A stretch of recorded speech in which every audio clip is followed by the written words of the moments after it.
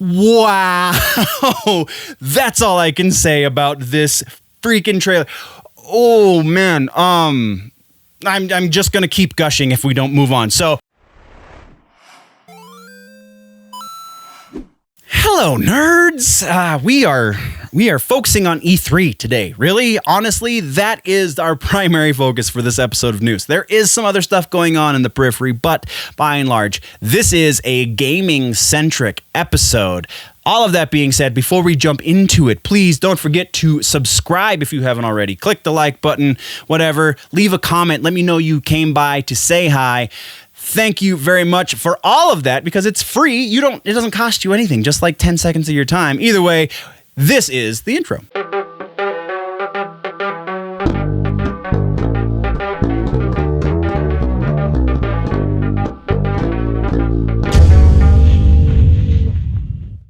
All right, nerds. No real housekeeping to speak of, not gonna lie. We're just gonna jump right into the news. We are going to kick things off with the music section, a smallish music section by comparison to the last few episodes. First, we have no follow-ups or corrections from previous episodes, so kind of a good thing, I guess. But we are getting into our first piece of news.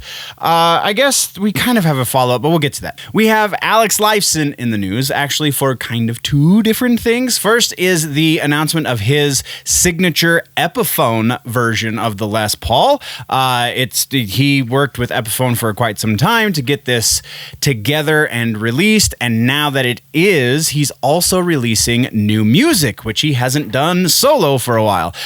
So Rush might be retiring from making new music, but the individual members are not. Lifeson, like I said, released two new songs, those songs being Kabul Blues and Spy House. You can find links to them down in the description or in the show notes, depending on where you're watching or listening.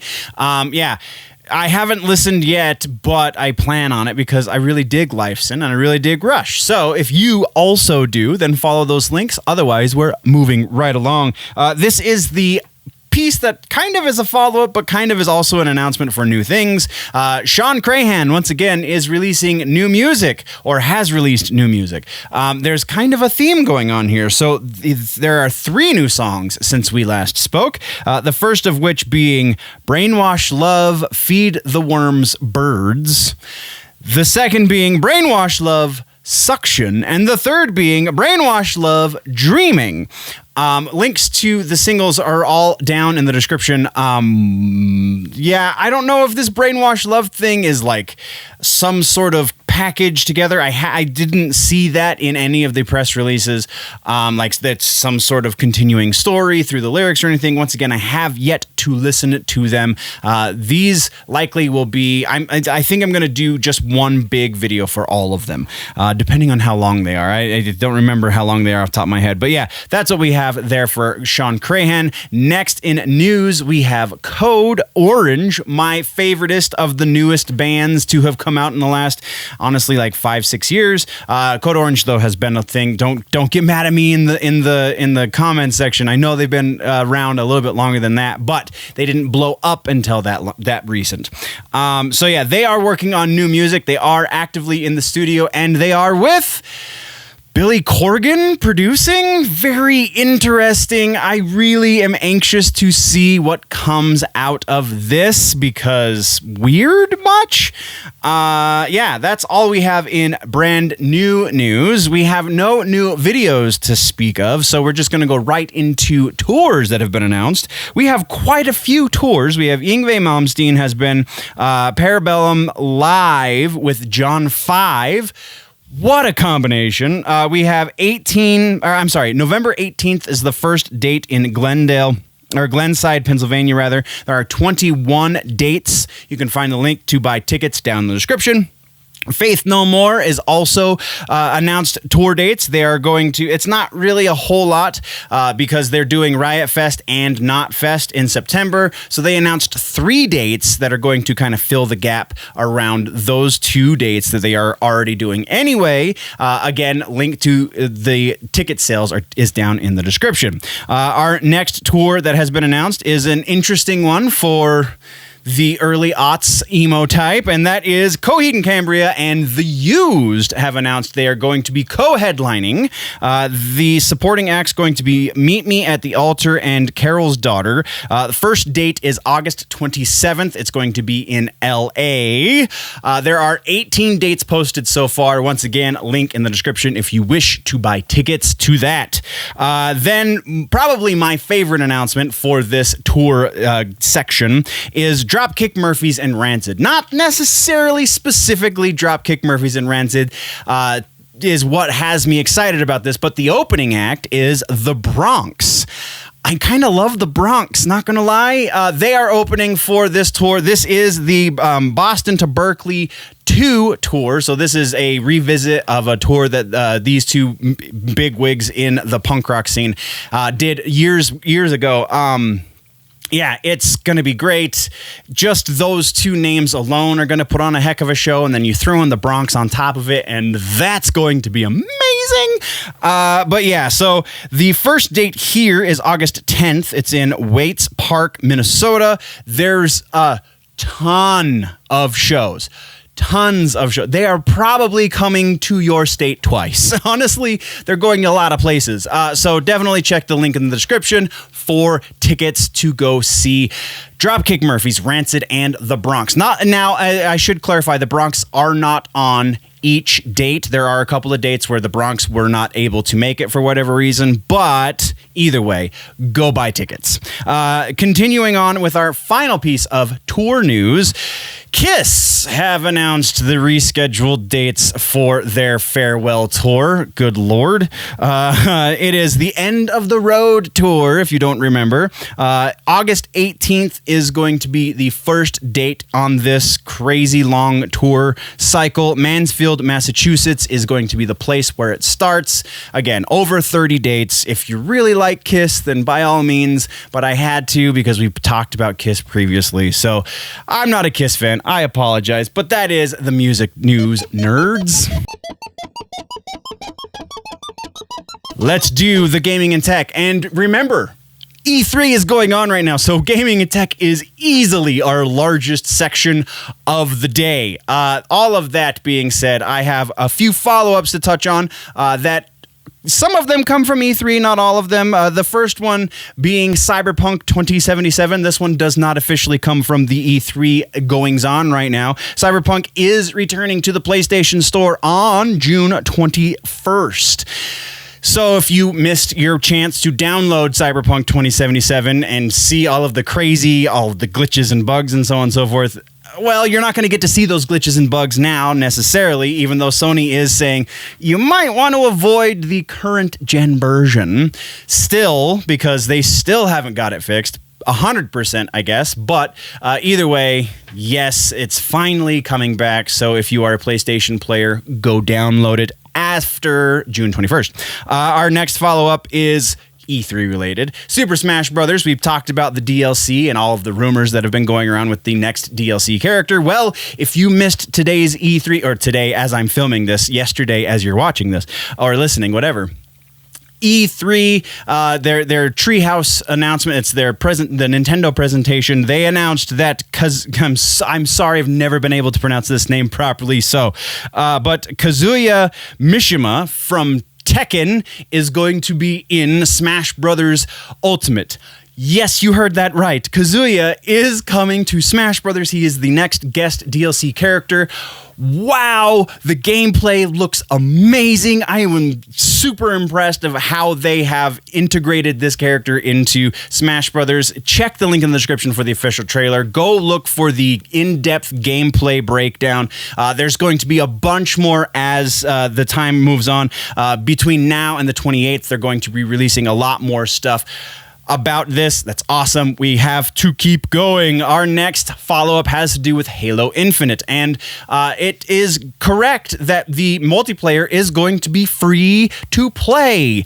That's freaking awesome. But we also have a couple other follow-ups in that both multiplayer and the main game proper are going to be expanded upon for months and months and presumably years to come. They're actually already working on the first expansion for the main game proper, it sounds like.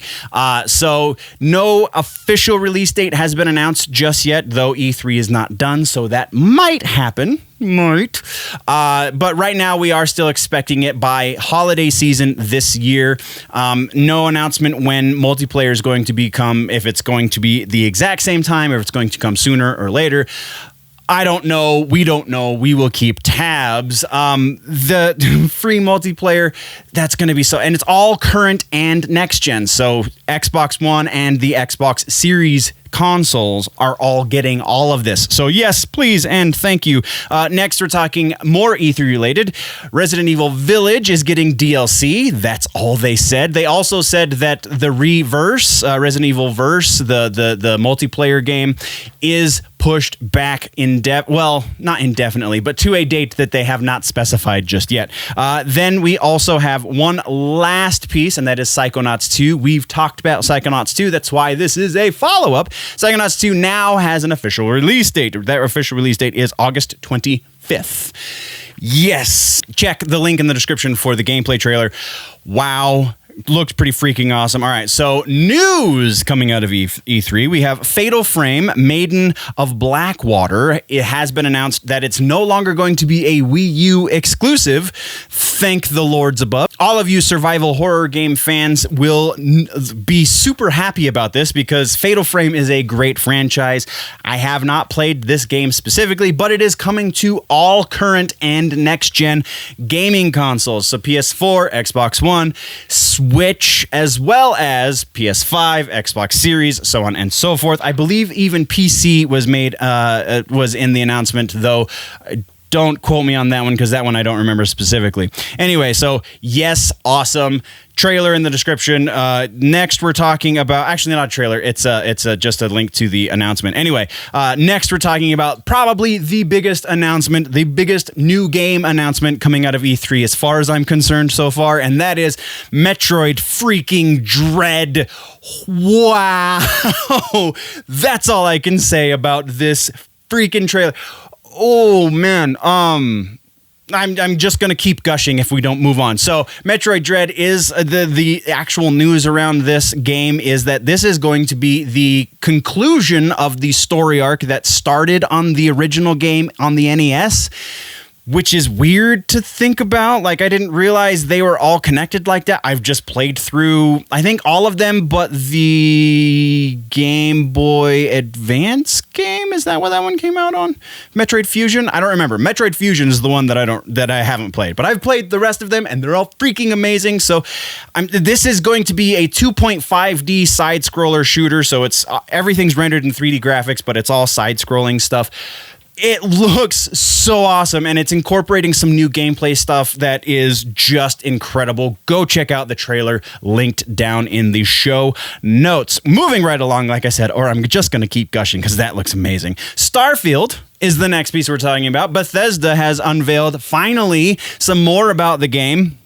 Looks like it's going to be somewhere around Skyrim in space, pretty much. There is a link in the description that goes into a little bit more detail about what to expect from the game. But we do know one other primary thing about Starfield, and that is it's going to be an Xbox exclusive, suckers! Yeah, so the trailer was amazing.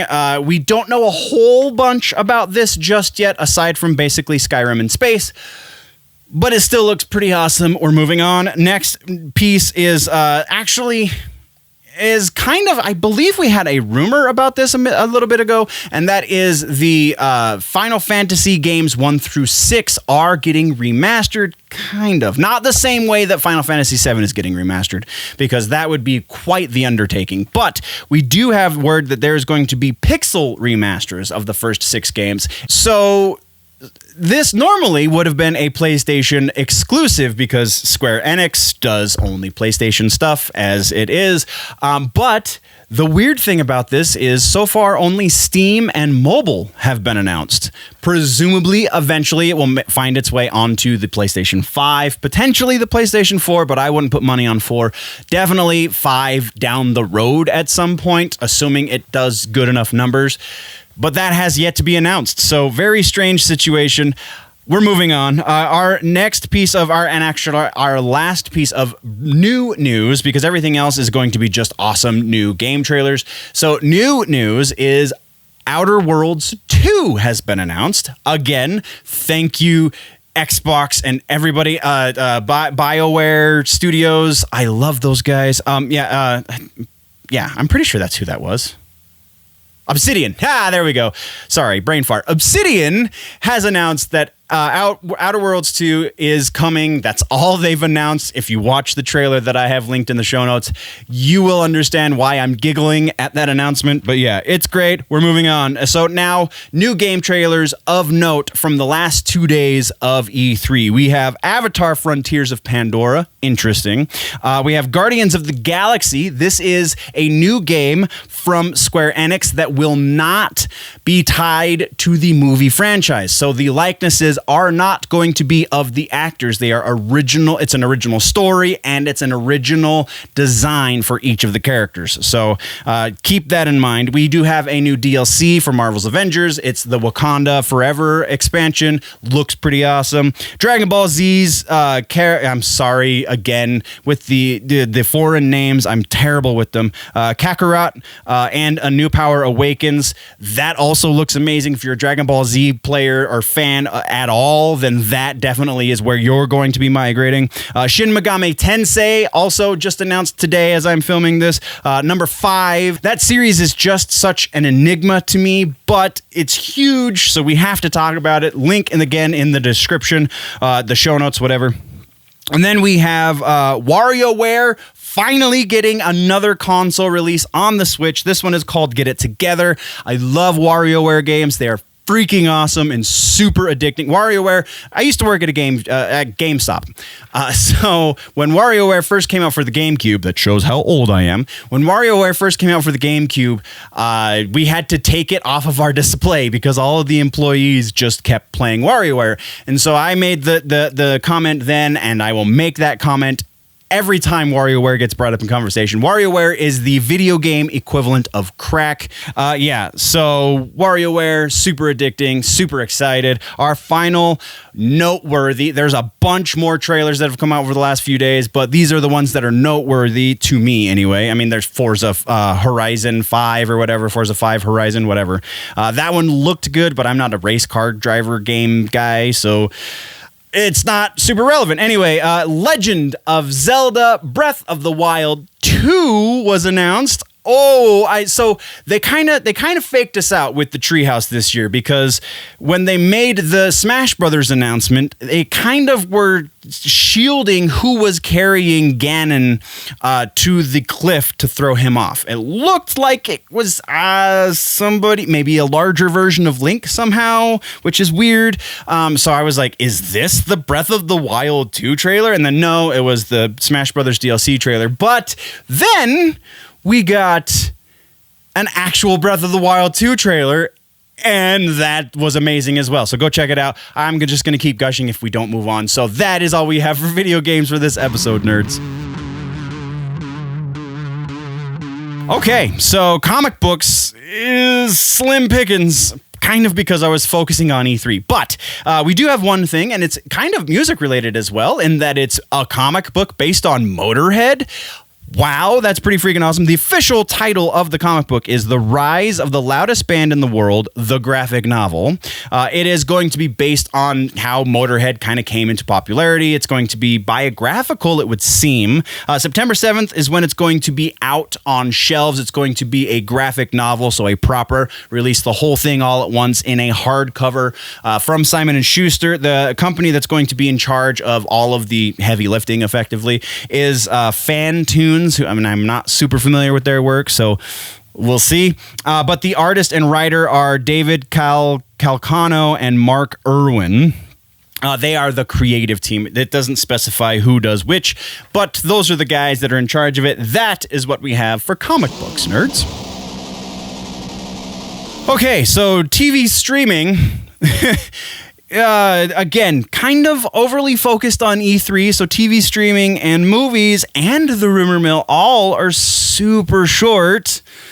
So if you're on one of these syndicated outlets, then that's why I also included the gaming section today, because it's gigantic. Anyway, we are talking about TV streaming. Right now, TV streaming, we have one follow-up, and that is The Book of Boba Fett. And it would seem, according to Ming-Na Wen's Twitter account, that they have wrapped primary photography for the series. If nothing else, they have wrapped her involvement in the primary photography. So you can go, I mean, it's kind of vague, so this could just be all for naught, but it does seem to be, at the very least, like I said, she has wrapped, because she hashtag wrap gifts, so that only kind of tells you potentially one of two things. Anyway, that is the follow-up for this section, but we do have a brand new piece of news just announced from Disney Plus, and it's not Marvel related, weird, but it is Disney, like cartoon anime related, and that is, well, in live action, but whatever. That is The Beauty and the Beast is getting a prequel series on Disney Plus. It's going to focus on Gaston and LeFou, and Luke Evans and Josh Gad are both returning for this series on Disney Plus. It is going to be a limited series. It's only going to be 8 episodes, probably only going to be 1 season. So yeah, it's going to be how Gaston and LeFou become friends and partners, which not that kind of partners, just partners in crime, it would seem. So yeah, that is the TV streaming section, nerds. Now we're going to talk movies, again, fairly quickly, and it's mostly follow-ups. So, follow-ups for today's episode are Toxic Avenger has made another casting announcement, and that is Kevin Bacon is going to be the villain. Now, remember, Peter Dinklage so far is going to play the main character to some degree. We still don't know if he's going to be both Toxie and, I can't remember Toxie's name before he becomes Toxie, but the regular version of Toxie, or just one or the other. I would assume just the pre-version and then probably the voice for Toxie. But again, we have no idea because it's Troma, and Troma always wants to throw you curveballs because that's what Troma does. So yeah, Kevin Bacon, though, the villain for this just craziness. All right. The next piece is kind of squashing a rumor that we didn't actually ever address because it happened yesterday and then got squashed this morning. So again, as I'm filming this, that's the time frame. But then as you're watching or listening, it was 2 days ago that it was made known, and then yesterday that it was squashed. So actor Tyrese Gibson came out and said, yes, Morbius is going to be part of the MCU. And then all of the nerdy news outlets went, what? This is crazy. And then Sony came out and said, no, Tyrese doesn't know what the heck he's talking about because he's just a stinking actor.